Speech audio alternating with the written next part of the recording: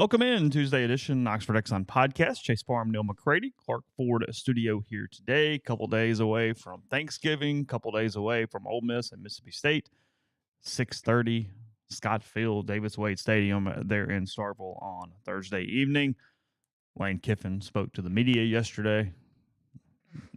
I guess interesting press conference. We'll hit some of those things. We'll look at some other football topics. It was a little awkward press conference. We've got reporter versus parent a little bit in a quarterback situation. Got stuff going on today on the show. A show brought to you by the Oxford Exxon. Remember, all podcasts on MPW Digital brought to you by Twisted Tea. But the Oxford Exxon, today's kind of the last day. Look, if you don't know what you're doing with the turkey, you're probably already screwed over anyway. So let them smoke it for you. They will help you out. And you gotta get a thawed one. It's got to be thawed. Can't be frozen. They can't fix that problem for you. It is too late. You're done. You're gonna have to just buy a butterball breast or something at the grocery store at this point. You can still thaw one in cold water. Probably. You can. Yeah. You've done that. I mean, it's been done. Yeah. So you're not doing it correctly, but it's done fine. It will be fine. It won't take. You don't have time to brine it. Right. You have sacrificed the brine at this point if you're not thawed. I will be starting my brine today. Yeah. So anyway, Oxford Exxon, any Sweet Daddy's location, they will smoke your turkey for you. You got to pick it up, though, by the end of the day tomorrow. So again, today, get on it, get it there. They'll smoke it. Put your name on it. That's needed because when it goes into the big smoker, they need to know whose is whose. They don't need to just give everybody whatever turkey they pull out. That would be chaos and a problem. So those are the ways to do it. Also, look, you're going to be around a lot of family. You're going to need the beer cave. You're going to need some alcohol this week. Good chance to head on over to the Oxford Exxon and take care of that 34 degrees, the goodness that awaits you there to pick up all your alcoholic beverage needs at the Blue Sky location here in Oxford. Again, coming to you from the Clark Ford studio. We are Clark Ford's in Amory, Mississippi, 662-257-1900. Call that number. Ask for Corey Clark. Tell Corey what Ford product they're looking for. You're looking for. They'll send you a quote within 15 minutes in business hours. It's right to the bottom line. There's no hassle. There's no haggle. You get your quote, and the rest is up to you. You can shop that quote around. You can do what I've done, what I recommend that you do, and that's hop into a Clark Ford today.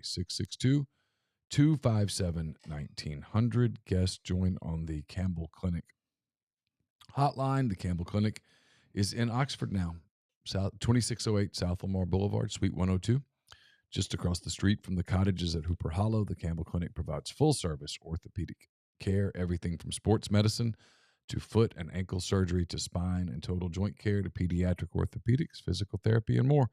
To book an appointment, go to campbellclinicoxford.com or call 901-759-3111. Walk-ins always welcome at the Campbell Clinic, Monday through Friday, 7:30 a.m. to 4 p.m. We'll have a post-game show on Thursday evening. It's brought to you by Dead Soxy.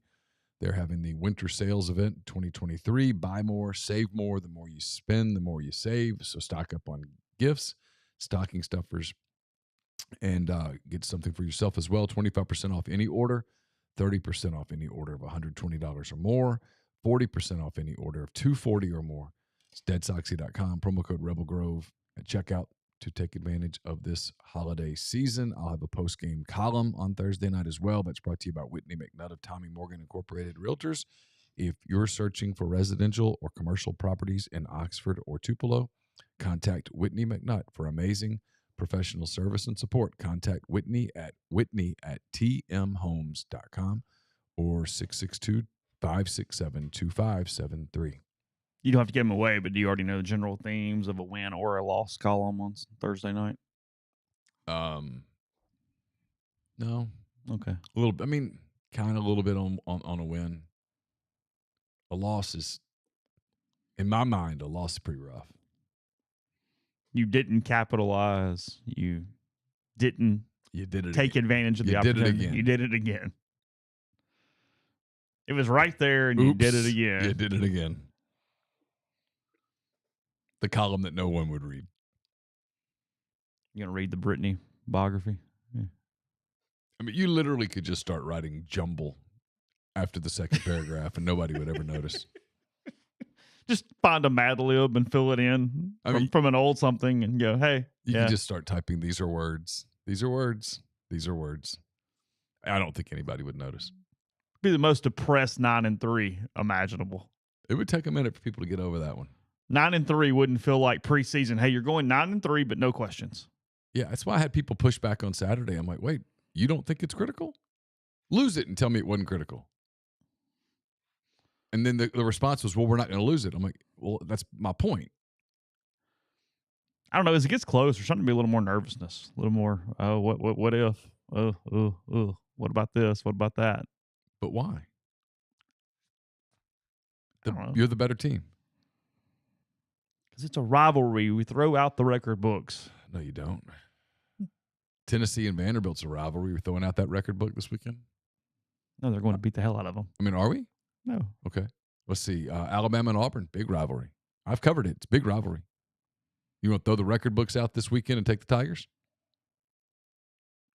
I don't know. Arizona State, big rivalry.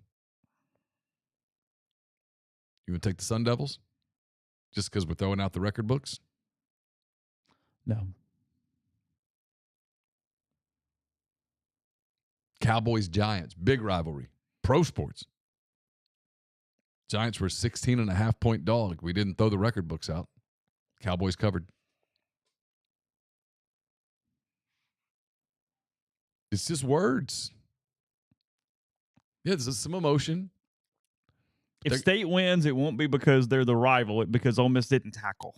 It'd be because Ole Miss didn't block. Ole Miss didn't execute, and we're bad up. We're bad up front. Kept them in the game. Made mistakes. Yeah. Dropped some passes. Yeah.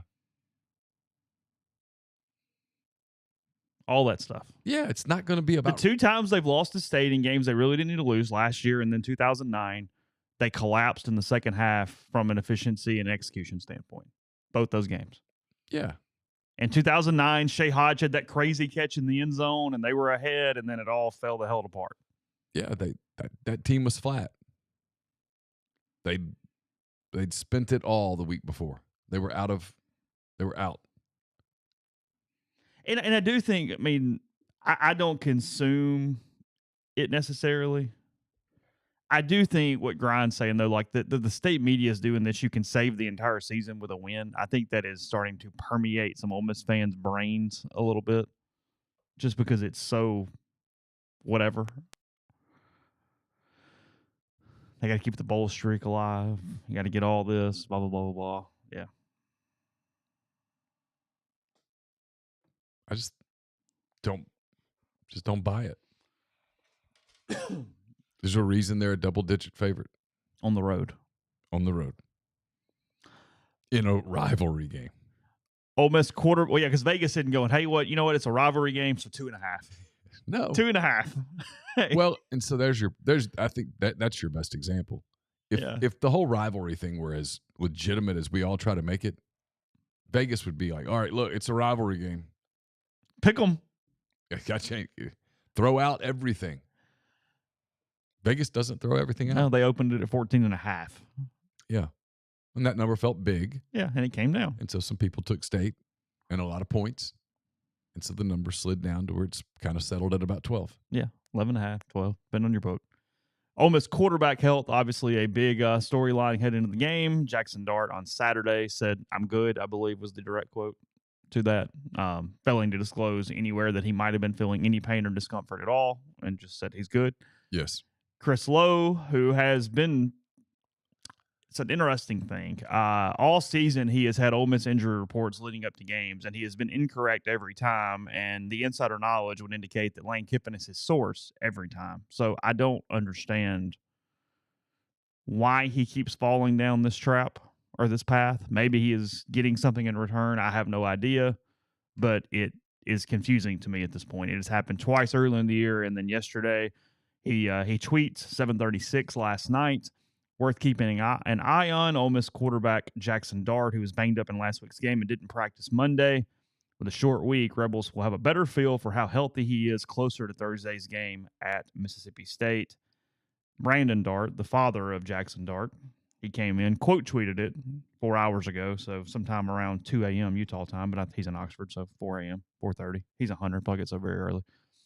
That's weird. I was at practice and can confirm Jaxson taking his regular reps. Carry on. There's no need to wait. So there's that from the father of one Jaxson Dart this morning. Again, I don't know, sometime around 4:30 this morning. Jaxson was healthy as of last evening. Yes. Yes. I mean, there was some that were questioning whether he was going to be standing upright last week heading into ULM, and he was coaching flag football with Quinshawn, playing around, picking kids up, throwing. Like, he's fine. Yes. I mean, he's in the 12th game of a SEC season. He's got some bumps and bruises, and he's not 100%. Very few are. But he's all right. Right. Yeah, he's going to be Healthy okay. is a different relative take in November of an SEC football season. I don't know why Lane does this game. I guess because he wants State to spend some time preparing for Spencer Sanders, which I would think would look pretty similar to what Dart does. I guess that's where this is, but it just feels like silliness.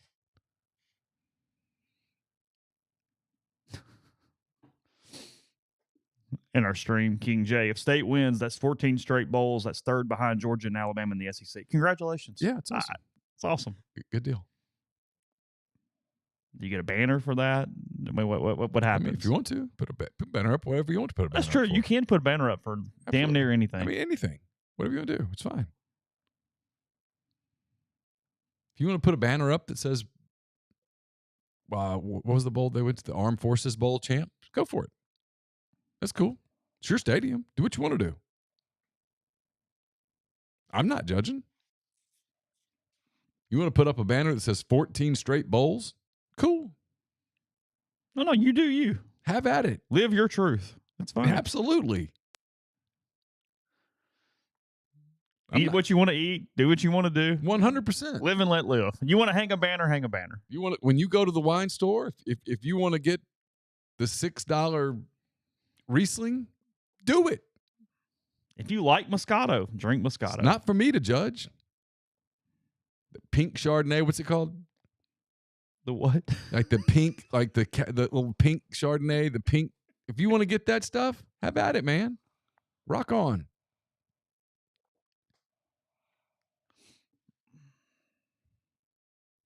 You won't have to worry about me taking any of it. No, it's fine. You're good. If that makes you happy, have at it. 100%. Go to the bottom shelf of the bourbon thing and get some fighting cock. That's fine. Absolutely. Whatever you want. Whatever. If that makes you happy, do it. If celebrating 13 straight bowls going for 14 gets you stirred up, then hey, do you. I did see some State folks talking about our boy Dave Doran this morning. It'd be a hell of a hire for the Bulldogs. Yeah. Developer. I mean, it seriously, be it a hell really of a hire. would. Yeah, I would commend them.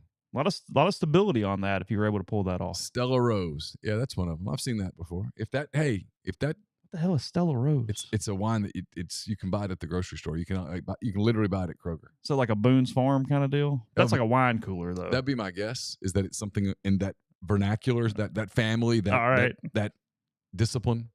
All right.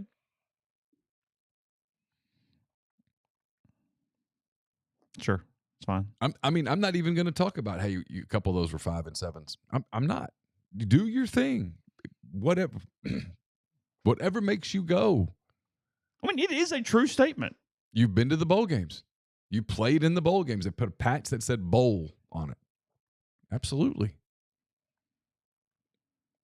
If that is sufficient. And frankly, a couple times that the streak could have been ended, Ole Miss has lost the game. Mm-hmm. When you could have just put the whole thing out of this misery. Sure.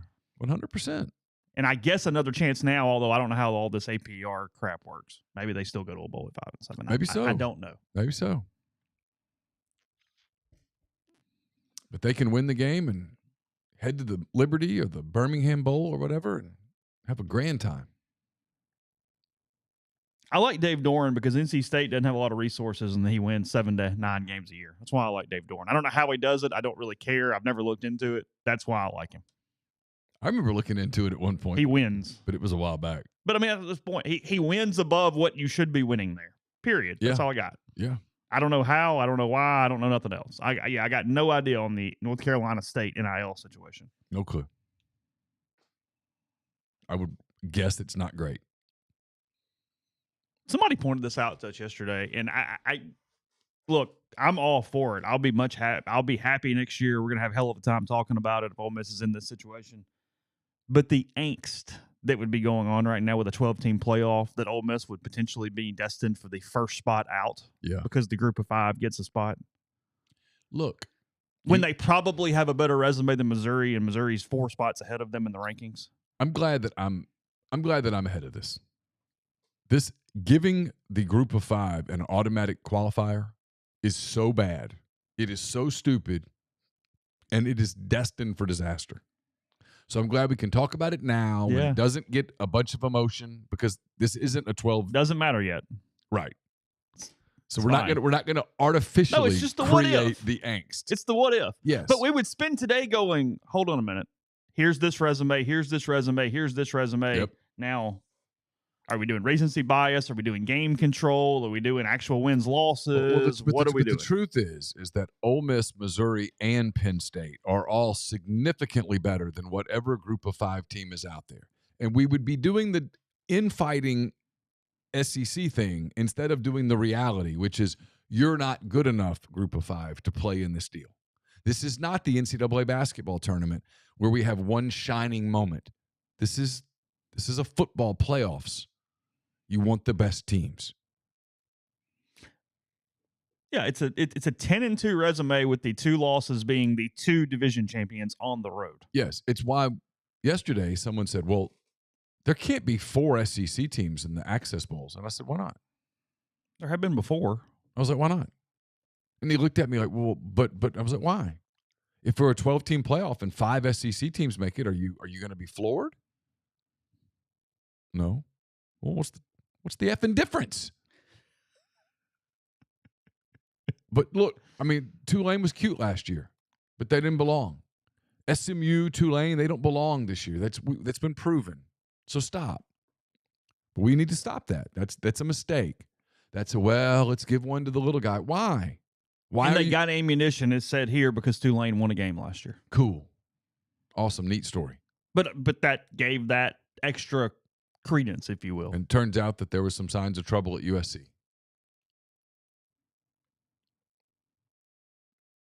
Just take the winner of the SEC, the winner of the Big Ten, the winner of the ACC, and the winner of the Big 12. 4 automatic bids. That's fine. And then 8 at-larges. And then the next best 8 teams. Wherever they hold their own. If there are 5 of them in the Big Ten, great. If there are 4 of them in the SEC, great. If there's 6 in the SEC, if there are 5 in the ACC on one weird year, awesome. Put them in. Have the tournament. Yeah, we don't lose our minds if there's 4 SEC teams in the College World Series. We frankly expect it. Of course. No one loses their mind in the NCAA tournament if out of the Elite 8, there's 6 in the ACC. You go, oh, pretty good basketball league. No one says anything. If the Final Four ends up being 3 ACC teams and a Big 12 team, nobody goes, oh, this is a travesty. No, it's just a tournament. You had a tournament. That's who won. Play the music. I still think I'm right. If Ole Miss wins this game on Saturday, I think it's the best regular season since 1962. Yeah, you're more of a historian. Well, I mean, modern era. Forget back. I'm just picking a point. Like I don't know how to compare it to a 10-0 season and whatever, but yeah, it's a more impressive season than 2 years ago. Yes, and it's a more impressive season than 15, 14, and 8, and 3. Yeah, because 3 they lost to Memphis and Tech. Yeah, they lost 3 games. They went 7-1 in the SEC. Yeah, did a hell of a job. In 2008, they lost to Vanderbilt and South Carolina at home. Yes, that's out. What was the other one? 14. They got beat 30-0 in Fayetteville. Yeah, that's out. And 15. They lost to Memphis. Yeah, they blew it. And lost to Arkansas at home on the crazy-ass game. But blew it. Yeah, for sure. But see, I don't agree. He goes, only the best regular season you make a New Year's 6. No, it's not. No. You can't control that. No. You can only control the 12 games you played. Yeah, no, this would be a better regular season than the ones you just named. They lost at Alabama, and they lost to a Georgia team that hasn't lost in like 7,000 years. On paper, it's the best regular season since integration. Yeah, probably so. Again, yeah, I don't know about I'm only creating a dividing line to avoid the conversation. I don't know anything about the 1966 team or the 1976 team or, for that matter, the 1986 team. Well, I can promise it was better than the 1986 team. I'm sure about that. So, yeah, agreed. 100%. Yeah, you can't control if you end up in the Citrus Bowl. That's not my point. There's nothing wrong with the damn Citrus Bowl. It's not a playoff this year. Going to the Fiesta Bowl, while cool, doesn't represent a playoff. You're not making the playoffs. Missouri's not making the playoffs. Penn State's not making the playoffs, and Tulane and SMU aren't making the playoffs. So it's you're not going to the playoffs. So don't worry about it. I promise you, if you go 11-2, beating Iowa or whoever in the Citrus Bowl, you're going to start next season ranked somewhere around 10 in a 12-team playoff, where all you'll have to do is take care of your business. And next year, you don't play Alabama. You play Georgia. But you play them at home. Yeah. And you play Oklahoma at home instead of Alabama. And you get Carolina and you get Kentucky. Those are good trades. Oh, yeah. Yeah, you don't get Vanderbilt, but just go beat South Carolina and shut up. Yeah, of course. You don't play A&M. It was going to be talented, if nothing else. I mean, it might be a complete dumpster fire. But well, I mean, Ole Miss has gotten to play Vanderbilt like every year for 400 years. It was time for someone else to get their turn. I mean, in fairness. It's the nation's best rivalry. Well, I mean, they should have steered into that a lot earlier. They waited waited till it was way too convenient to go, hey, that's a pretty big rivalry. You can't pick that one up last minute and go, hey, damn doors, that gets our juices flowing, guys. Like that.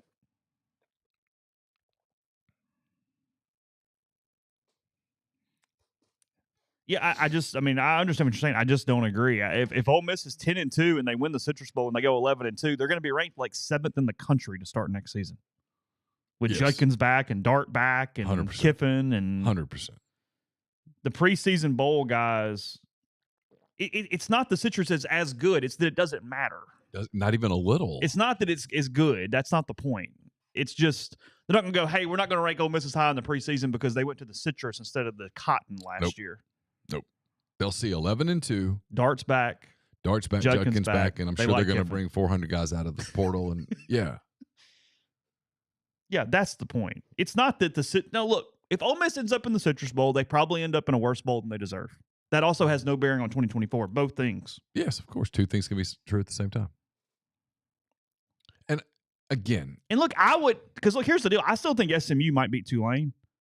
I'd much rather cover Ole Miss, Iowa, and the Citrus than SMU, Ole Miss, and the Cotton. Yeah. I'd much rather go do the Iowa thing than this SMU thing. But what I was going to say was, I know the rankings are coming out tonight. There's another set of games to play. You don't know what's going to happen on Thursday. You don't know what's going to happen on Friday. Who knows? Maybe Arkansas will play one of these super inspired, the pressure's off of us games. These things do have a tendency to take care of themselves. Yes. Win your game, sit back on Saturday with some popcorn and a bourbon, and just see what happens. Yeah. Friday, too. Win on Thursday.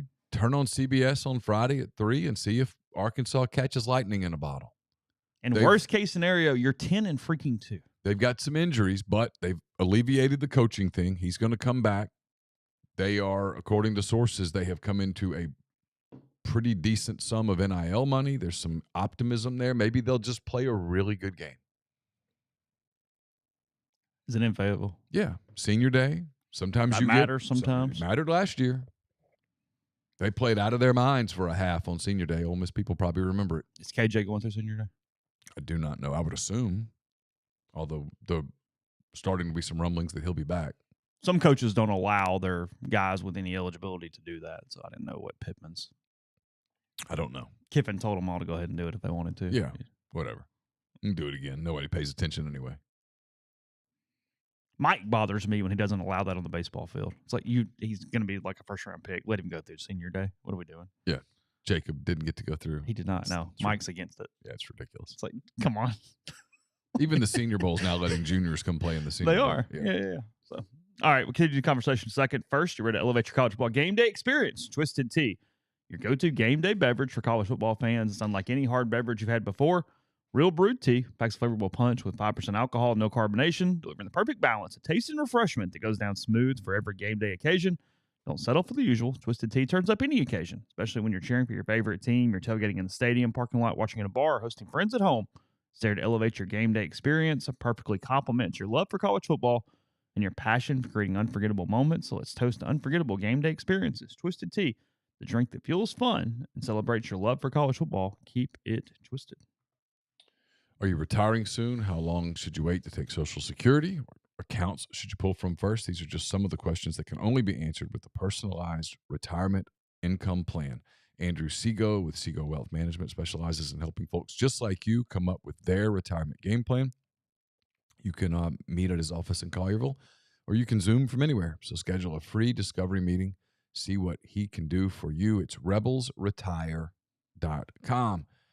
Brought to you by Comer Heating and Air, Southern Air Conditioning and Heating, different names, same great products and services. If you live in Oxford, Tupelo, or the surrounding areas, call Comer, 662-801-1777. If you live in Hernando, Memphis, or the surrounding area, call Southern, 662-429-4429. A-Stock is a Nashville-based online retail company with the mission to provide customers the power to name their price. All items start at just $1. That's right. Every item starts at just $1, no matter what the retail value may be. So shop now at astock.bid. That's ASTOCK.BID.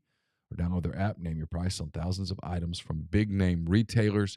It's in Nashville, Memphis, and other locations coming soon, so don't miss out. The College Corner has a location in Oxford now, right off Sisk Avenue in the Oxford Commons. 2 locations in the Jackson area. You can also do some shopping at collegecornerstore.com. Again, collegecornerstore.com, some of the best Rebel gear you will find. Scott and the people there do a great job, so either go see them in person or check them out online. We're also brought to you by Pinnacle home to the Pinnacle 401k Advisory Services team. They'll conduct a complimentary, no-obligation benchmarking and analysis of your current 401k plan. It's mypinwealth.com, MYPINN wealth.com. And we're brought to you by Regency Travel. John Edwards of Regency Travel Incorporated in Memphis. Get in touch with John. Give him some parameters. Give him a budget. He's going to give you options that you're going to have a difficult time finding on your own. And no, you don't have to live in or near Memphis to take advantage of his services. 901-494-3387 or jedwards@regencytravel.net. To do one better, Style Assembly, a women's boutique on the square, is partnered with the Collective to offer a pair signed by Lane himself. You enter to win 2 different ways. You can go to shopstyleassembly.com, purchase a raffle ticket for $25, or make any purchase on the site or in the store, including gift cards. Each ticket and purchase counts as an entry, and there are no restrictions on entries. 100% of the raffle ticket sales plus 10% of all regular merchandise sales will be given directly to the Grove Collective. You can also use code RG15 at checkout to get 15% off your order. Enjoy free shipping on orders over $150. Discount cannot be applied to raffle tickets, so knock out some holiday shopping and support the NIL efforts. That's shopstyleassembly.com or 203 North Lamar in Oxford. Ask for Kate, and she will help you out. We good on the Wi-Fi over there? I'm getting an error code on the stream. Just Let's see. making sure. That's all. No. We're good? Okay. Still appears to be good. All right. All right. Sorry. Just the Wi-Fi scared me for a second there. I was looking at it yesterday. Kiffin, again, gave his press conference. We'll get into that, although there was really no news whatsoever. There was just a forced narrative. There were kind of 2. One, not forced narratives. The one bit of actual, I guess, news was he reiterated that he expects Jaden Williams to be back on Thursday night. He was asked about the offensive line at the end of the press conference and said that he does believe there will be reinforcements. He was clearly speaking to Jaden Williams because Michael Pettis is out. So that would have to be what that was in Kiffin parlance.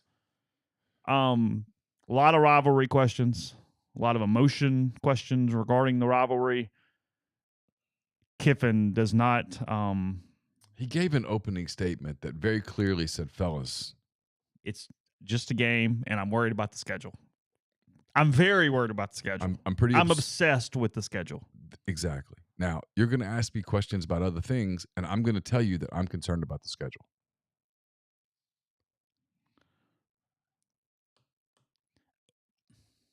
He got what he wanted, the 11 o'clock game. He's acknowledging it changes tons of things. Why do you think he's so obsessed with the schedule? Because he hates it. He's general. I think he's trying to make the point that this is dumb and we shouldn't do this. Okay. Play on Friday or play on Saturday. But playing on Thursday is a bit much. You're the SEC. You're not the MAC. Act like it. I think Texas A&M and Texas are going to get this time slot moving forward. Then they should have a bye week the week before. Oh. Why is this game on Thursday? They don't put LSU Alabama on Thursday. So back in the day, right? This was, we're going to be the showcase. We're going to get the nation after they're in their tryptophan coma and they've had their pumpkin pie and they're on their second bourbon. They're going to kick back, loosen the belt, and they're going to turn this on. Yeah, sure. But, cool. In 1998. But that's no longer the case. Yeah. Now they're going to turn on whoever. It's the 49ers and the Seahawks. And I know people go, I don't care about that. But nationally, more people are going to watch the NFL game than they are a college game, period. Mm-hmm. It's not even close. Because it's an NFL game. Because it's the NFL. You want to watch what happens on Friday? The Arkansas-Missouri ratings, which in past have been really good ratings, they're going to fall off the cliff this year. Not because Arkansas sucks or because Missouri's whatever, because the NFL's putting a game up against it. Mm-hmm. You don't beat the NFL. Move it to Friday. Move it to Saturday, like normal people.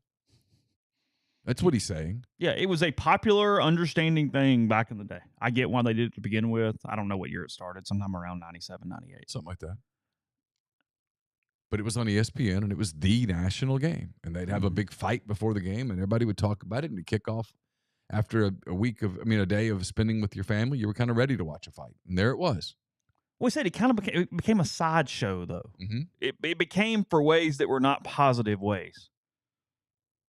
Hey, Ole Miss and State are going to do this and blah, blah, blah, blah, blah. It's like,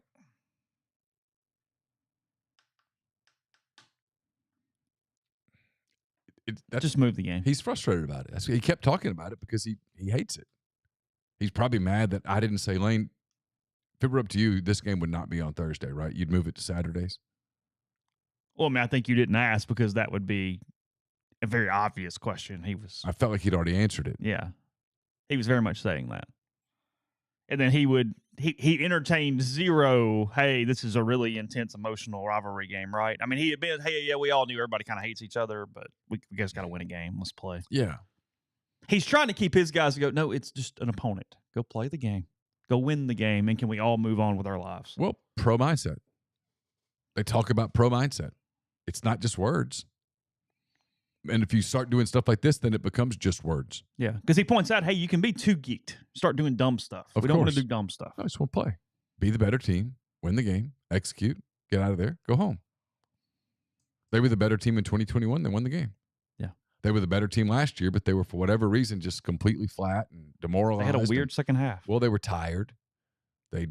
They ran up at halftime. They did the whole fire extinguisher thing, and it seemed like it was going to kind of become a rout, and then they just quit. They didn't quit, but they lost all energy at that point. 98 snaps in Fayetteville 5 days earlier at night, flying back.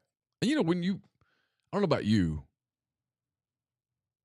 like I can remember driving back from Baton Rouge to Oxford. I covered a LSU Ole Miss game. I want to say kicked at 8 p.m. Okay. And I got out of Baton Rouge like 12:30, 1 o'clock. Drove back to Oxford. I remember this. Yeah. Was practically unconscious. Pulled into the driveway and was awake. Took me 2 hours to go to sleep. And then I slept 3 hours. Slept from like 8 till 11. So that probably happened in general to the Ole Miss football team last year. They flew to Tupelo, bus to Oxford. I'm sure people were taking little naps like that, but then you get in your car and you drive to your house or your apartment or whatever, and you get out and you have to open it and you have to go in and turn lights on, and you're awake. Probably need a minute, yeah. You're awake. Maybe you're kind of hungry, eat a little something. Maybe you decide to take a shower, and then you lay down and it's bright outside. So you don't sleep. So you sleep a little, and you get up, and you got practice and meetings and stuff, and before you know it, it's Monday afternoon, and you're exhausted. And it showed on Thursday. It's not what they do all year.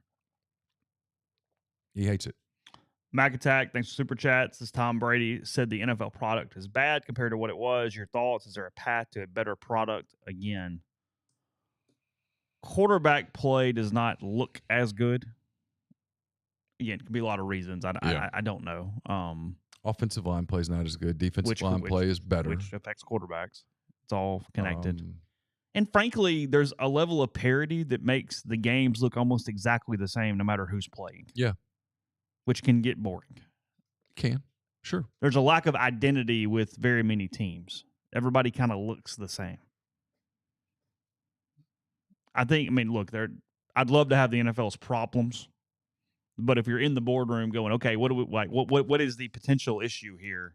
I think that's it. I just don't think there's enough difference. There's not a lot of variability. It's just kind of what they are right now. I'll buy that. But like last night was incredibly entertaining, and I get it. Maybe it was two best teams in the league, but I mean, a hell of a football game. Yeah. Yeah, I actually don't agree with Brady. I'm not disagreeing. I'm not saying he's wrong, but I think the NFL product's still really good. I think he's doing some of that back in my day stuff already. Oh. A little bit. Mahomes, Hurts, they're both really good. That was a really good game last night. I mean, speaking of, yeah, you're right, Joseph. I mean, the Thursday night games are not well played. Mm-mm. It's too quick of a turnaround. Players don't look ready. Cincinnati, Baltimore on Thursday, you could argue that you jeopardize players' health. I don't think it's an argument. I think it's true. You fall a little bit in technique. You fall a little bit in fundamentals. It doesn't take a lot. So no, I mean, I think the Thursday night stuff is a bad idea. I've said it for a while, so I'm kind of completely sold on it now. He hates it. Do some of these MAC teams have Saturday, Tuesday turnarounds? No. Okay. But they'll play on Tuesday, and then they won't play again until the next Tuesday. Right. Or the next Wednesday. Yeah, they get set on weeks. I understand that. You wouldn't. It just doesn't make sense. So, anyway, the game's going to get played on Thursday night. People, apparently, State loves it. State wants to continue the Thanksgiving thing. That's what I've heard. I don't know if it's true or not. But I've heard from reliable people that, and I think his press conference yesterday bore it out, that Kiffin would like it to move. Would love for it to move. At least 24 hours. Am I correct on that in the stream? Is there one more year on this contract? For some reason, I thought there was one more year on the Arlington game, Arkansas, really? Texas A&M, and apparently they have been told that that's not getting renewed. They're going to move that game to their campuses. That's what I've heard. Don't know if it's true or not. Do they want to do that? I would think so. I would think both teams want. Who wants to give up every year? One of them's giving up an SEC home game. Nobody wants to give up SEC home games.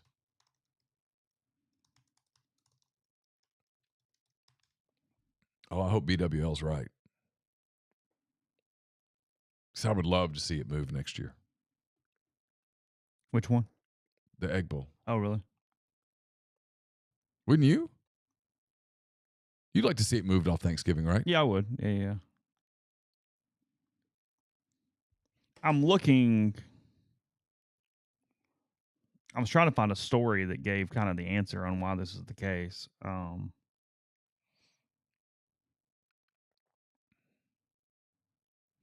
Started in 1998, by the way. They had an initial 6-year contract from 98 to 2003.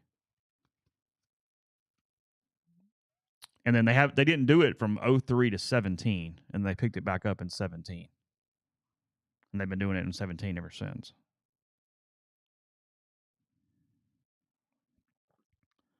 Keith Carter gave positive remarks to it being on Thanksgiving back in 2019, but who knows if that was something that seemed just necessary because I don't know. But I am reading his quotes from the Clarion Ledger from 2019. Okay. Yes. He might like it. I don't know.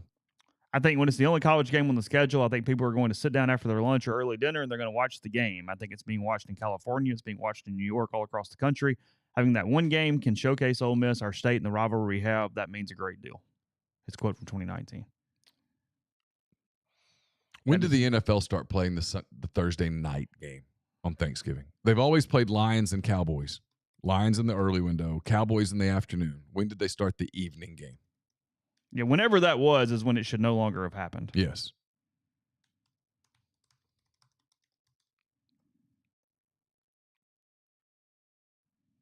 And I'll look for that as we're talking. I know it's bad pod, but I'm trying to find the answer. I'm kind of searching for it as well. Yeah.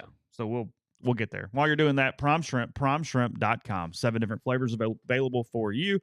Everything from New Orleans style barbecue to their signature. It's one of my favorites. It's a great garlic flavor. It is awesome for lunch, great protein snacks, or just feeding the kids. Got games, got stuff going on at night. Let Prime Shrimp help because they deliver directly to your door. They can be ready in less than 10 minutes. Freezer to plate. You just pop it in some boiling water. Here in 10 minutes, it's ready to go. No matter what full meals in a bag or flavor you are desiring. There, that's code RG with Prime Shrimp. That's 25% off when you buy 5 pouches or more. Again, that's code RG at primeshrimp.com.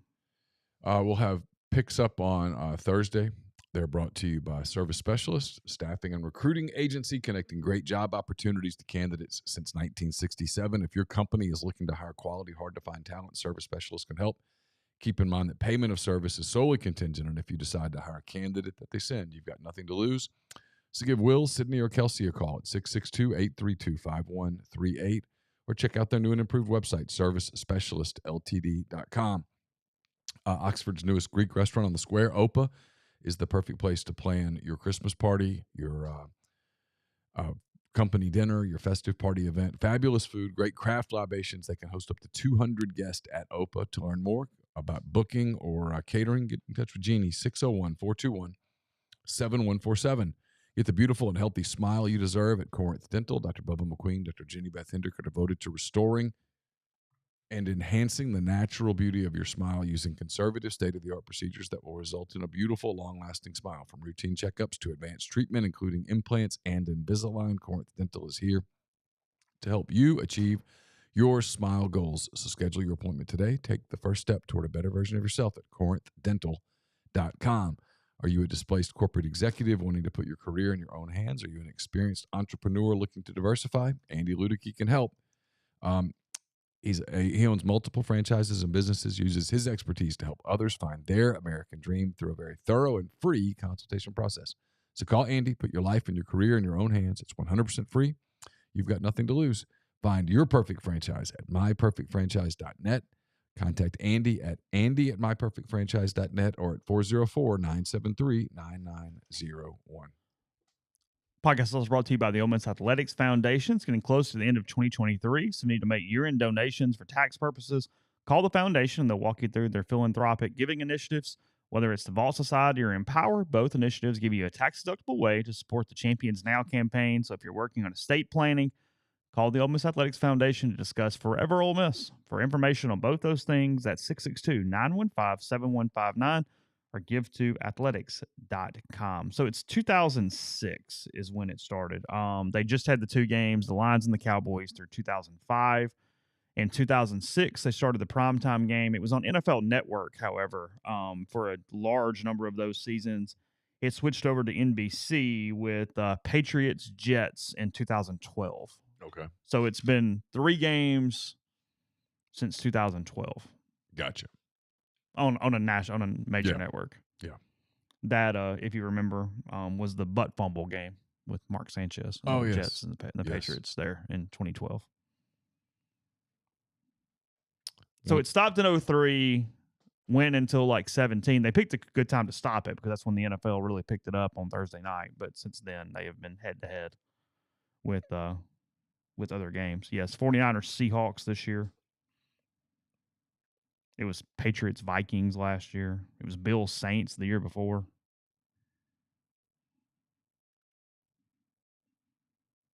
Bears Lions. No, sorry. Just gonna say Lions would be earlier. Yeah. Oh, it was 2020. There wasn't one because of the COVID thing. That's what I got confused by. You couldn't play them. Right. Couldn't play those games. That's what I got confused by. Couldn't do it on Thanksgiving. Saints Falcons in 19 because I do remember that. That was the same night as the Egg Bowl. I recall that one. So the Saints did it 2 out of 3 years. Anyway. When was Mike Shula night? Was that 2017 or 2019? Was that the Breland Speaks night? Yes, because the next day you and I went out to the country club to practice your golf game before that charity thing to see what you would shoot with the donations. Is that right? Yeah. because that's where it happened. I was waiting on you. So we got up the next morning after that night. 'Cause we'd been drinking a little bit, decided we were going to have some fun. And I got up the next morning. I was going out to the club. I was beating you there to make sure everything's set up to play a few holes and do that. And I picked up my phone and I was just kind of scrolling around. I was like, hey, so what's around the internet today? What are we doing? And I click over there and I'm tired, but it takes like 15 seconds to process because the main photo was Mike Shula. And I was like, hold on. Like I was baffled in a way I didn't have words for. And then you click and it's going college and pro sources. And I'm like, oh my God. And like my initial thought, it was like giving us credit, but in a weird indirect way. I went, it was the perfect name. It was perfect because it is completely ludicrous. Because I can remember telling you, let's put Mike Shula on there. And you're like, we can't do that. I'm like, it'd be funny. No one's going to believe it. It'd just be funny. Because you needed something that was asinine, but like just a smidgen of enough of maybe. And I was like, we have it in alphabetical order, so it's near the end. Let's go with an S name. I didn't believe you when you told me. I was like, no way. And then so we had to come on and go, hey guys, we made it up. People got mad that we made it up. I'm like, you're mad at us for making it up. It was such the perfect name. Because at the time, he was like the OC of the Panthers. Is that right? Yeah, he was like the Panthers quarterbacks coach, something like that. Yeah. We're like, why it makes sense. Well, he went to the Cotton Bowl at Alabama, and he did this. He and took Alabama to 10 wins. He got no support. College and pro sources. I was like, wow. So that went up like at 1 a.m. So sometime between 1 and 7, you talked to NFL people who confirmed that, yes, Mike Shula is a candidate for the Ole Miss job.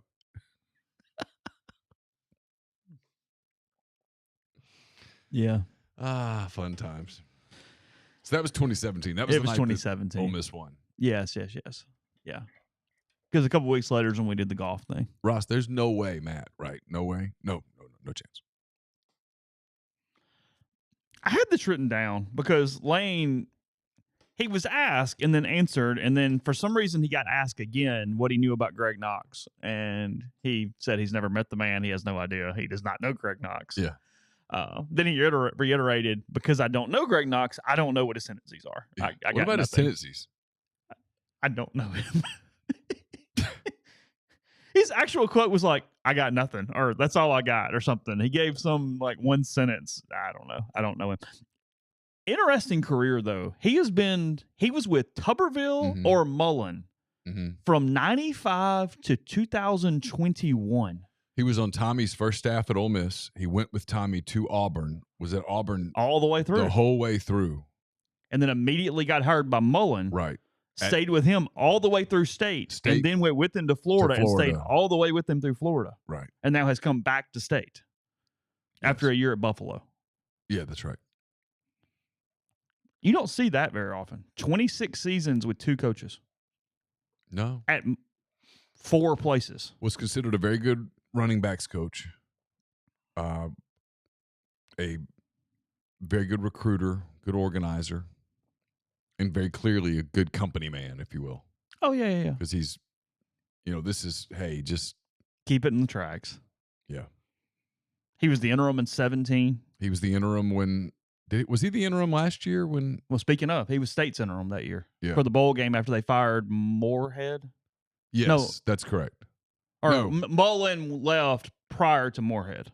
Yeah. Yes. Yeah. So he stayed and coached the bowl game for state before he went with Mullen. That is correct. All right, and can we get your explanation on the 4-wheeler thing? Okay, the best I understand. Again, I haven't asked anybody. I've done zero. Because Greg Knox. Okay, Greg Knox rode a 4-wheeler into the Mississippi State locker room, as we talked about on the podcast yesterday, and I prior think to the game Saturday. A safe bet to say Lane didn't know that. Okay, well, I'll get there in a second. Okay.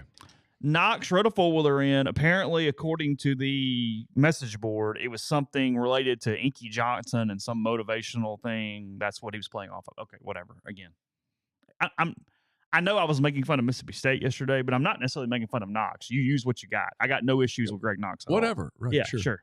As Lane said, an interim coach is not changing X and O's. Just try to run some emotion and see what happens. That's your one play. So play it. Just keep it in the lines. Yeah. Yeah.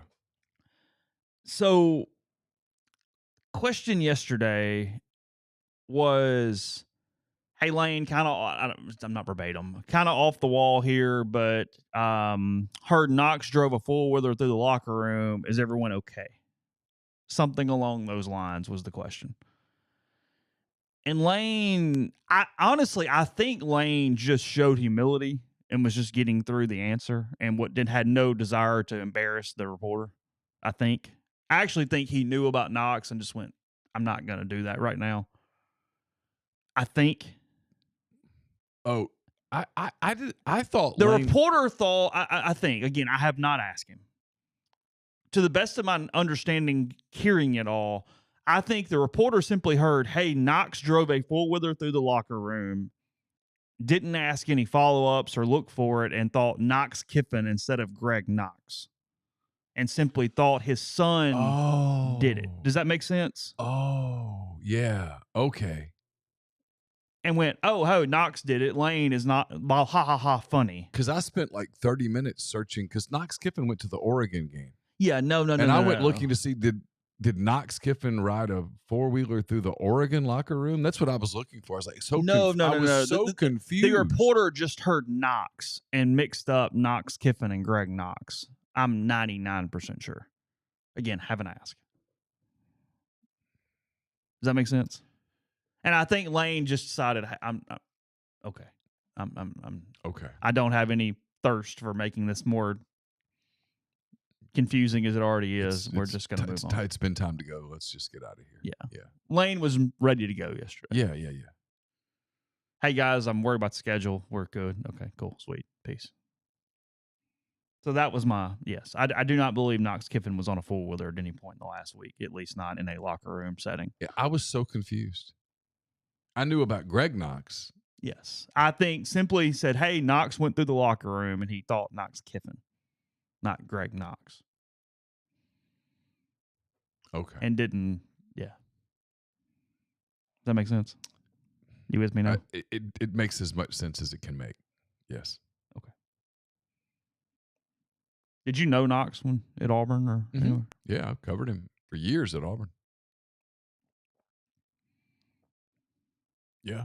For all 6 years I was on the beat, he was there. Nolan's a really good recruiter. I mean, he'll get picked up somewhere fast. He'll be fine. Oh, yeah, he'll be fine. He'll land a gig. I mean, he might be on this staff, depending on who the coach is. Oh, State. Right.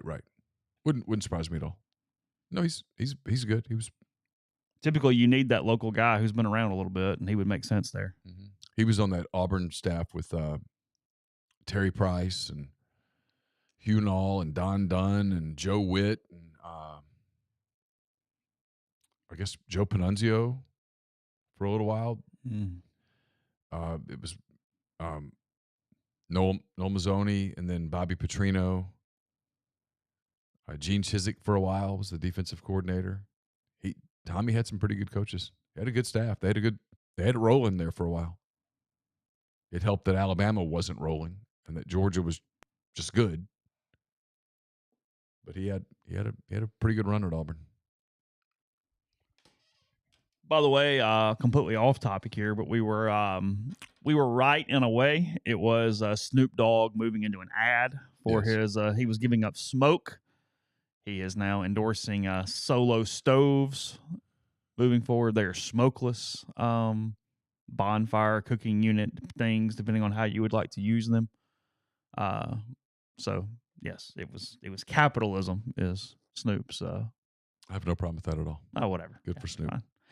It is. I'm pro-capitalism. My favorite part of that is that he could do something that nondescript, and he is so associated with marijuana that there was no doubts on what we were all contemplating, at least on what that potentially meant at that point. Yeah.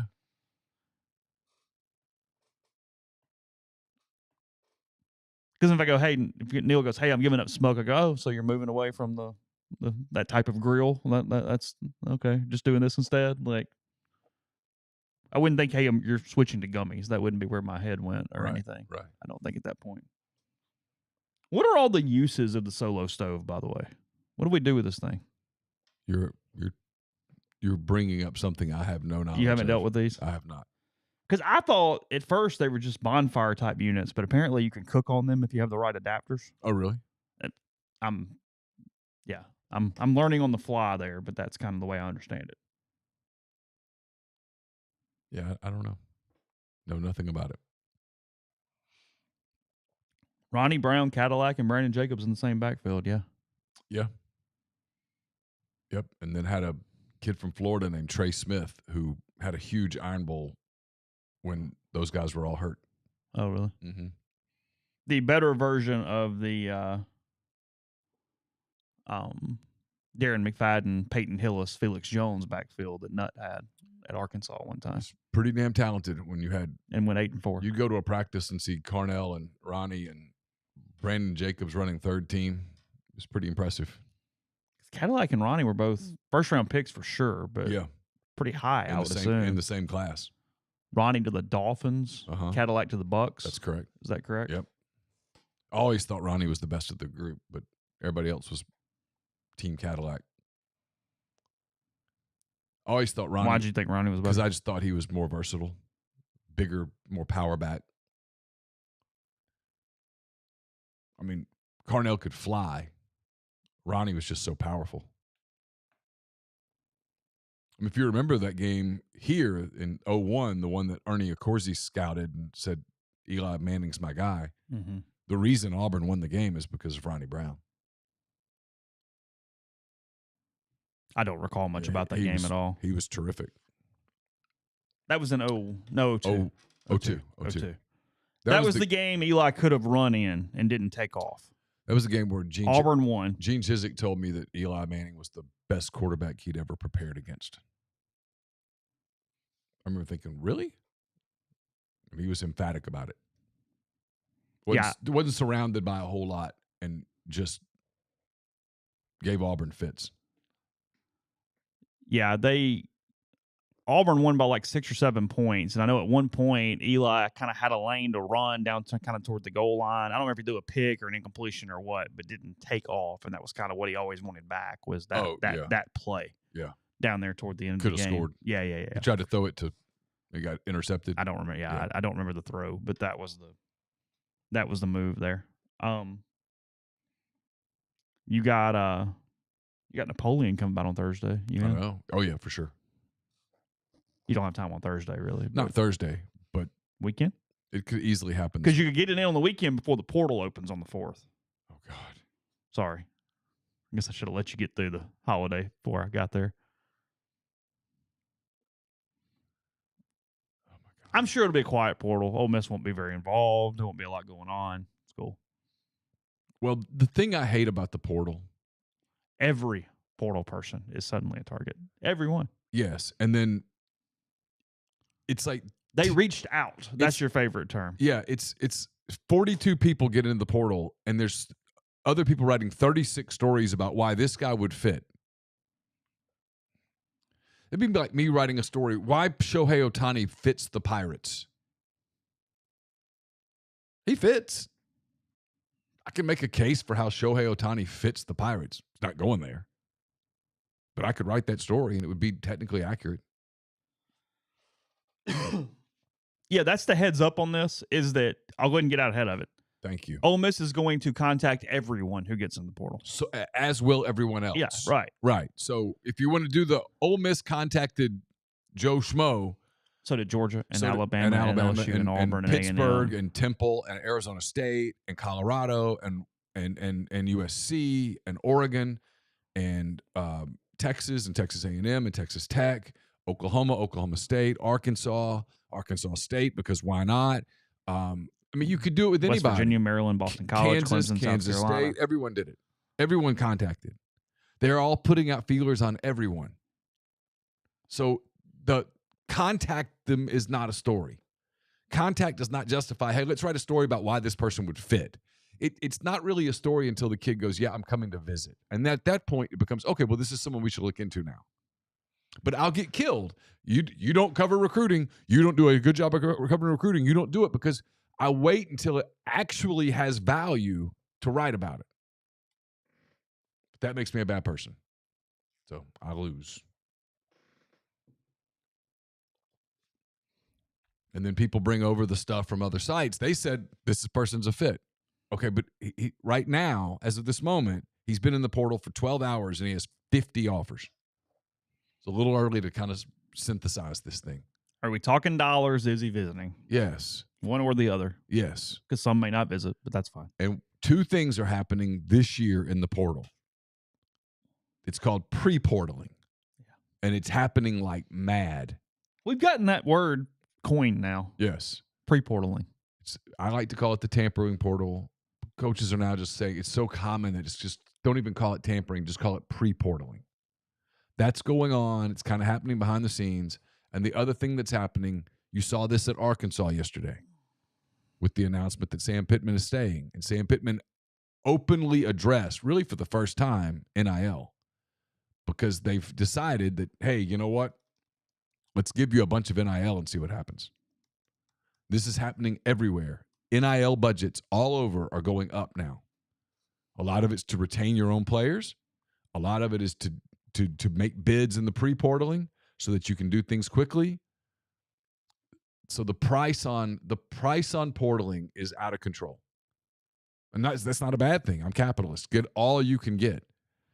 But like I said on the show on Saturday, there is a group of 5 center that I'm aware of who has at least $250,000 bid right now. Group of 5 center. Not a tackle, left tackle. And not defensive end, not quarterback, not wide receiver. Center. Yeah, so if the centers at a group of 5 are getting $250, that's the minimum. What in the hell are the others getting? And how much of that can you do? And so when you hear a school go, well, we've got $3 million in portal money. Well, big deal. You're the Pirates. You can't do as much. Well, I mean, even last year, because you wrote the story and asked the kid, and look, he ended up being a damn good player for Ole Miss. He's been very key to them, but his stats in his previous career were pretty pedestrian, and Dejon Anthony had $150,000 offers as a defensive back out of Liberty that had like 2 career interceptions. 150. That was last year.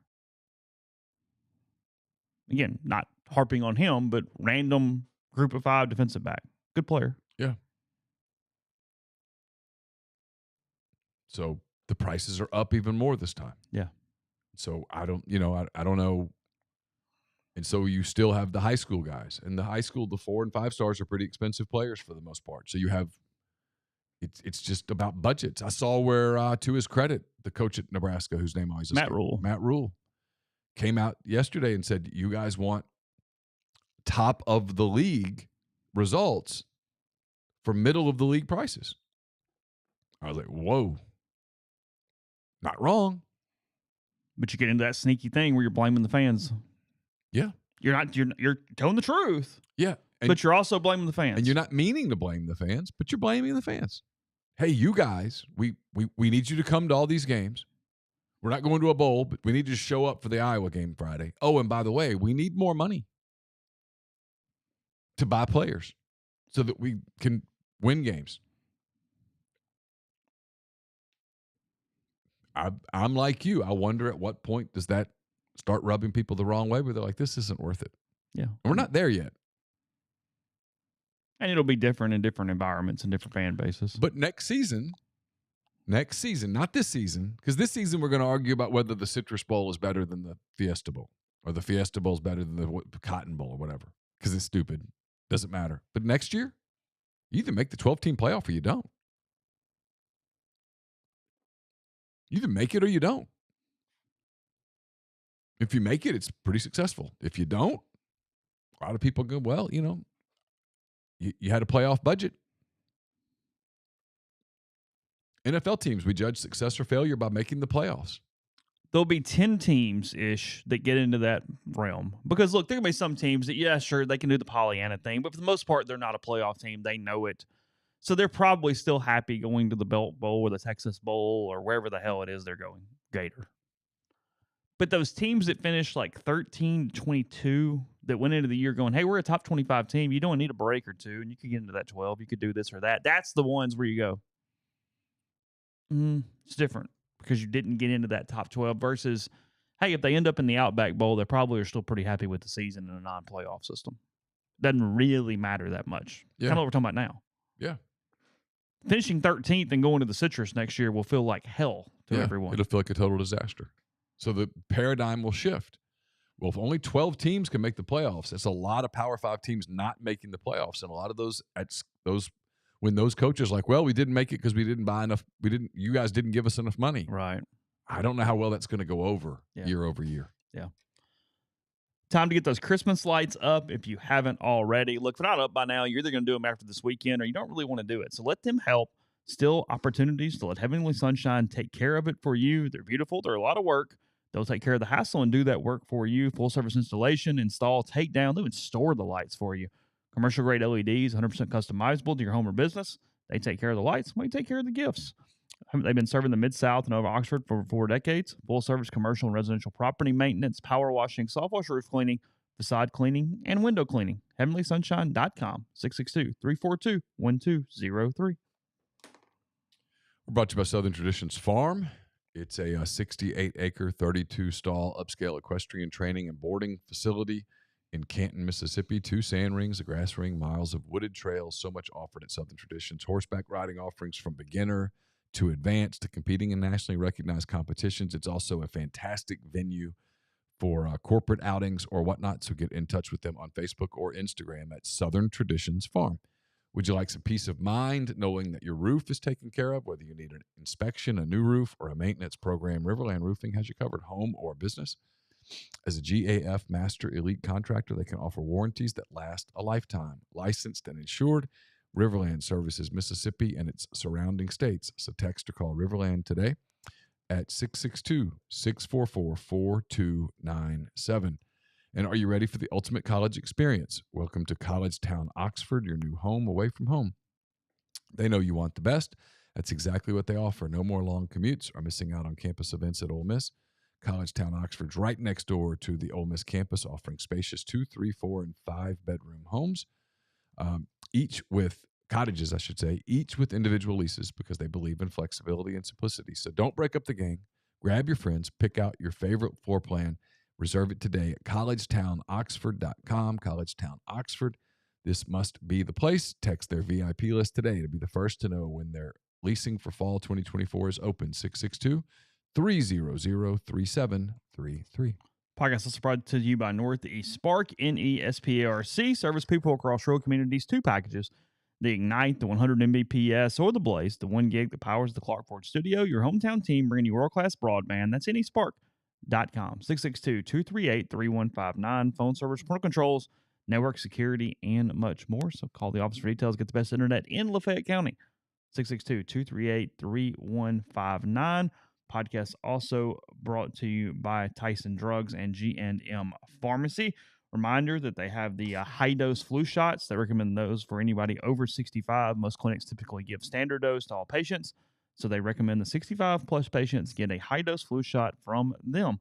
They also have the RSV vaccine for anyone who needs that. They give those by appointment only and make getting in and out super easy. Just give them a call to schedule, 662-236-2222 for G&M in Oxford, or 662-252-2321 for Tyson Drugs in Holly Springs.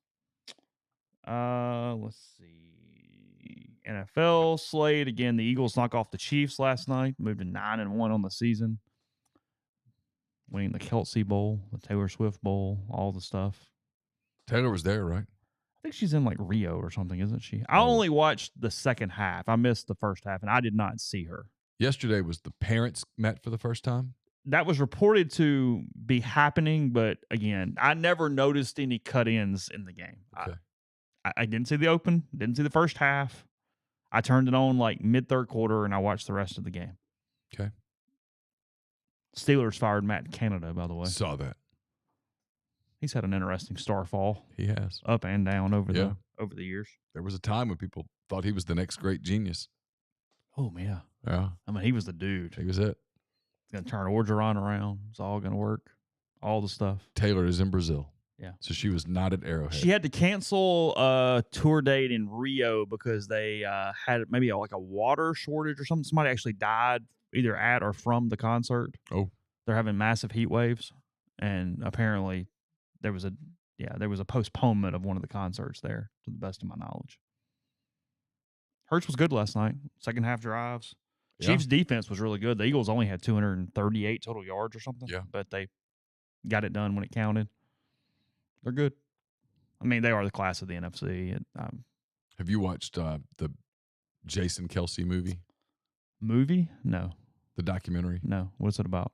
Just a year in his life, basically. Is it good? It's pretty good. Do you watch it? I've watched some of it. I've started it. It's not JFKX, but it's good. You really are down on JFKX. It was so bad. You don't agree at all. That he faked his own death? No, I don't. haven't watched the doc. Sorry. I don't. That it's anything other than the standard definition of what happened is what I'm saying. You don't buy into any conspiracy No, theories. I didn't say that. I actually think that he was probably killed by the CIA. Okay. But you do believe Oswald was the lone shooter? Not necessarily. Oh, you don't necessarily? Not anymore. Really? Mm-mm. Okay. I think the government has lost some. I think they've lost the benefit of the doubt over the last few years. Even dating back to the 60s now? Well, it makes you wonder. Yeah, sure. I mean, if you're capable of doing all these things, you're capable of doing that. Okay. Tomorrow's the 60th anniversary of the Kennedy assassination. It is. I have not watched JFKX, so sorry. I don't have any knowledge of that at all. It's a. I saw Siskey promoting it. It's a boilerplate documentary until they break out the premise, which is Kennedy faked his death using a blood splatter thing. Oh. Yeah. Not buying it. I'm not, no. Feels a little beyond. Well, that they killed J.D. Tippit because he looked like Kennedy. Oh. Put his body in the back of the car during the parade and then out on the freeway, switched them. Come on. It's a little much, right? Oh. Yeah. Your mind has to do some real If I'm gymnastics. accepting an alternate reality, that's not the one I'm probably going towards. Your brain has to start really stretching, like a pretzel.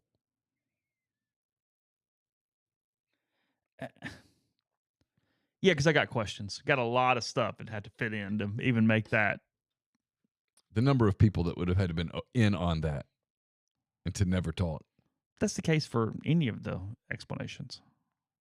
In a lot of ways, except for the mob hit, where the government knew there was a mob hit and just kind of let it be. Oh. The lack of security in Dallas is alarming when you consider how many threats had been on that. Wasn't standard protocol just for the time period? No, because there had been threats in Florida. There'd been threats in Chicago. He'd canceled a trip to Chicago because of security threats. Kind of a lot there. After the Chiefs lost last night, the Ravens ascend to the top of the AFC standings. They would be the 1 seed and get that all-important bye. If the playoffs were to begin right now, they don't. Obviously, there are 6 weeks remaining in the regular season now that they play 17 games. But the Ravens would be the 1 seed. The Chiefs would host the Pittsburgh Steelers in round 1. The Jacksonville Jaguars would host the Houston Texans in round 1. I'd watch that. Oh, you're in. Your boys. Longtime Texans fan. Well, just me and CJ. And the Dolphins would host. host. Laramie. I know Laramie. Yeah. And the Dolphins would host the Cleveland Browns. The Browns' defense is phenomenal. It is really good. Phenomenal. Yeah. They have now won games with, who's their quarterback right now? That dude. Someone not named Deshaun Watson. And P.J. Walker this year. Yeah. I mean, they're talented on defense. Yeah, for sure. They're damn good. I can't remember who's playing quarterback for them right now. It's slipping my mind. I can't remember. I can look it up real quick. Yeah, look it up. It's bothering me. I mean, somebody in the stream will tell us in like 2 seconds. Dorian Thompson-Robinson, DTR. Oh, yeah. Oh, DTR. They signed Flacco to the practice squad. Oh, yeah. I don't hate that. School's out. Alarm going off at 9:30. Yep. So, yeah, look, Jags Texans would be really fun. Sure. Trevor Lawrence, C.J. Stroud. Oh, sign me up. Okay. Who would your Saints play? Come on. We are the leaders of the NFC South. You make the right playoffs now. today. The Eagles would obviously have the bye, although they're only one game up on the Lions. Lions 8-2. The Lions would host the Minnesota Vikings in a very dud first-round game. The San Francisco 49ers would host the Seattle Seahawks in a first-round game. And then the New Orleans Saints, winners of the just rugged NFC South, would host the Dallas Cowboys in round one.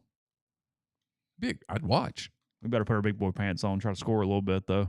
Better figure out a way to block number 11. Be problematic. He's a bit of an issue. The Packers are the first team out of the playoffs, but frankly, they're 1.5 back. It's really starting to separate itself. Now, it's a horrid loss for the Vikings on Sunday. They had that game in hand and allowed Denver to come back and win. That was because they could have almost not sewn it up, but could have taken a huge step forward there to really get that thing done. They'd actually be the 6 right now had they won the game. Tells you how weak the NFC is. The Rams are tied for the first spot out right now. Jags Texans play this week. Do they? Yeah, I don't even know what the NFL schedule is. I'm not even. And then the Falcons and the Bucs are only a game behind the Saints at 4-6 in the South. 5-5 is winning the division. NFL schedule for this weekend, in case you're like me and you're starting to kind of wonder. Thursday, we got Green Bay at Detroit, Washington at Dallas, rivalry games, and then San Francisco at Seattle. So all 3 division rivalry games. The Friday game at 2 o'clock on Prime is Miami at the Jets. It's not a bad game. Jets the only team this year to beat the Philadelphia Eagles. Got on Sunday, New Orleans at Atlanta. Key NFC South showdown at Mercedes-Benz Stadium. Pittsburgh at Cincinnati. The Panthers are at the Titans. Tampa Bay is at Indianapolis. The Patriots are at the Giants. Jacksonville goes to Houston, that game at noon. Then the 3:05 slate, Cleveland at Denver. The Chargers. The Chargers, no, that's the Rams. Rams at Arizona Cardinals. Kansas City is in Vegas to play the Raiders. Buffalo is at Philadelphia. And then the 7:20 game, it's the Chargers playing host to the Baltimore Ravens. And then the Monday night game, the Chicago Bears at the Minnesota Vikings. Bears and Vikings. See, that's why that Vikings, that loss hurts too. You get the Bears this week. Could have really run that thing for a minute. Could have gotten to 8 wins in 2 weeks and felt really good about things. I'm kind of pulling for Josh Dobbs. Yeah, Scotty, it's a complete NFL show today. That's why we did 50 minutes of Ole Miss at the beginning. Yeah, I've been talking about the NFL for like 5 minutes. Maybe. Time for our NBA segment. I mean, you could talk on the Thunder for a while right now if I opened you up. I have a feeling. 10-4, baby. I have a feeling that we could get you going. 3 teams in the NBA rank in the top 10 in both net offense and net defense. Would you like to guess who the 3 are? The Thunder, the Nuggets, and the Celtics. There you go. 2 of those teams rank in the net 7, top 7. The Nuggets and the Thunder. The Celtics and the Thunder. Oh, how about that? Fair enough. How about that? Predicting. It's November 21st, but hey, you know what?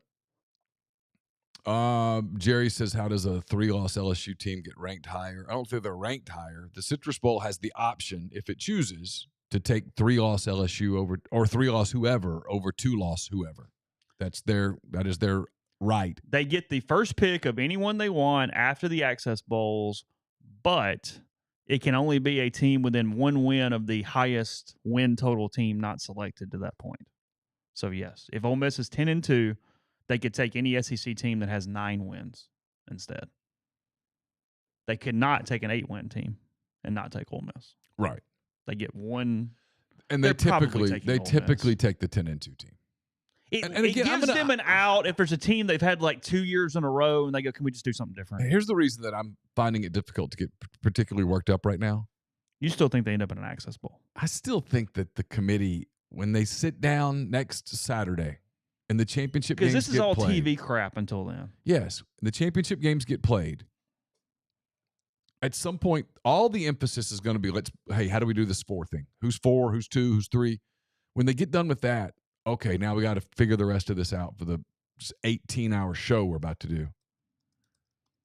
At some point, they're going to look at the Fiesta Bowl, they're going to look at the Cotton Bowl, and they're going to look at the Peach Bowl and say, what do you want? The orange is sort of determined. ACC versus the best remaining Big Ten SEC, right? Yeah, sure. But after that, I got to believe, just because I just know how people work, that they're going to say to the people from the Fiesta Bowl and the people from the Cotton Bowl and the people from the Peach Bowl, hey, what do you want? You don't think Gary Stoken's going to be asked, hey, what do you want? Not promising you'll get it, but what do you want? What's in the best interest of your bowl? And so if you're telling me that the Cotton Bowl says, okay, we got Texas, who do we want against Texas? You know what? Let's do the SEC thing. Mm-hmm. I have a difficult time believing that the committee goes, nope, we can't fix this. Because I also got Kiffin, Sarkisian, I got all that. Or if they go, no, we want Big Ten. Yeah. We want Penn State. So fix it where Penn State finishes ahead. They all have 2 losses. Okay. And I'll come back to the same thing when everybody goes, Ole Miss, Missouri, compare the resumes. I'm going to say, no, compare the resume to SMU or Tulane. That's the resume you should be worked up about. That one. It's not about Missouri. It's not about Penn State. It's about, you should be worked up about that if you're going to get worked up about it. I do think, and again, we don't know until the final rankings. I don't really have a problem with the way they do all this TV drama because it just doesn't matter. But when the playoff gets here, and this does matter more, they do, as a committee, owe it to the sport to rank them based off resume, not off polling. Because right now they're ranking off polling. Yeah. This happened this week, and that matters more than what happened in September, and they're doing a poll. They have a lot of recency bias. You can't do polls. Stop doing polls. Because what's also happening here is Mizzou got this huge bump over Tennessee, and then Georgia just beat the hell out of Tennessee. Yeah. Tennessee might not be ranked in the final poll. Right. But you jumped on. What's hurting Ole Miss with Missouri is that back-to-back week thing. Bingo. That's it. Is that fair? Probably not. But that's what it is. Missouri played them within 9 points. It was a 4th quarter game. Ole Miss got smoked. Back-to-back. And the ability to get a big win the week after. Yeah. Missouri was able to beat Tennessee. You know what I mean? Like it was that. Kind of blew them out. Yeah. And Ole Miss played ULM. That's my point. It was polling. Like it allows for a poll type basis of the way it works. Yeah. So, anyway. Now that we've gone through that, it's fun. 2 days away. Egg Bowl, Thursday, 6:30. Post-game show here afterwards. Content, rebelgrove.com. In the meantime, again, reminder, that was Kiffin's only media op of the week yesterday. Is there a teleconference tomorrow? Yeah. Is there? Okay. I think so. All right. So, well, he'll have that, but that's around noonish on Wednesdays always. But nonetheless, by the way, the women basketball team won the Battle for Atlantis tournament yesterday. They beat Michigan, which was an NCAA tournament team last year in the finals. So they have claimed Atlantis now. They won Atlantis. Yes. Wow. They were able to plant the flag in Atlantis. Will they play their games in Atlantis from here on forward, or will they? How's that work? Well, they have a very good record there, 3-0. Yeah. Knocked off a ranked team or whatever they are. They battled for it. They did. And won it. Yes. Sponsored by Big Boy Motors or Big Bad Motors or whatever that place is called. So they'll have a way to. Mowers? It's mowers, right? Mowers. Not motors, mowers. So they'll have a way to manicure the land. They will. Yes. Yeah. 60, awesome. 50, 60, 49, I believe, something like that over Michigan yesterday. They knocked off Howard, Arizona, and Michigan down there for that championship. So, anyway, that happened. All right. We'll be back with you on Wednesday, a final podcast, at least from the Oxford Exxon Podcast, to get you ready for Thursday evening and Ole Miss and Mississippi State. So, take care. We'll talk to you then.